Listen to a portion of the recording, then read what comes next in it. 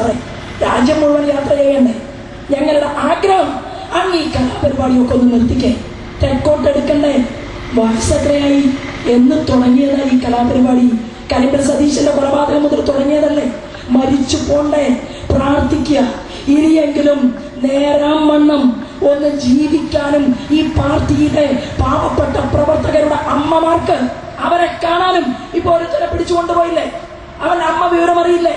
Police ചായ കൊടുത്തു വിട്ടയക്കുമെങ്കിൽ പോലും അമ്മയുടെ മനസ്സിൽ തീയല്ലേ?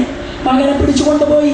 പിന്നെ ഇപ്പോ ഈ പൊൻകുന്ന മങ്ങാടിയിലെ ജനങ്ങൾക്ക് ഒരു കാര്യം ബോധ്യമായിട്ടുണ്ടാകും.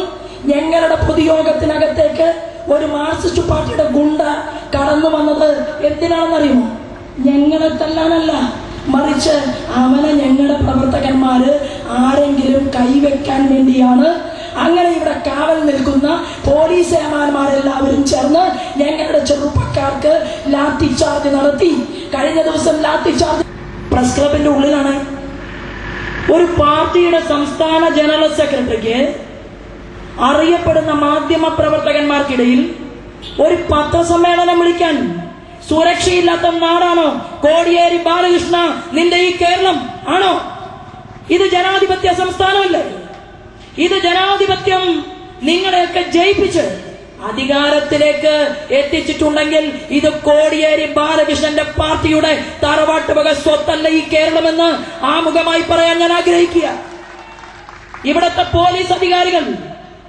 പോലീസ് അധികാരികൾക്ക് വലിയ വിശേഷണമുണ്ട്.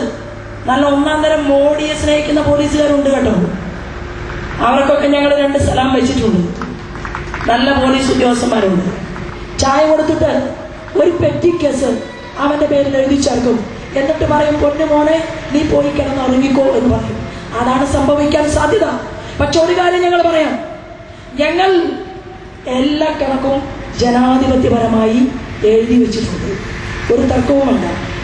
വയസ്സുകാലത്ത് ഇവിടെ കാവൽ നിൽക്കുന്ന ചെറുപ്പക്കാരായിട്ടുള്ള പോലീസ് സുഹൃത്തുക്കളോട് ഞാൻ പറയാം, എന്തായാലും നിങ്ങൾ പെൻഷൻ പറ്റുന്നതിന് മുൻപ് നിങ്ങൾക്ക് BJPയുടെ മന്ത്രിമാർക്ക് സല്യൂട്ട് അടിക്കേണ്ടി വരുമെന്നുള്ള കാര്യത്തിൽ ഒരു തർക്കവും വേണ്ട.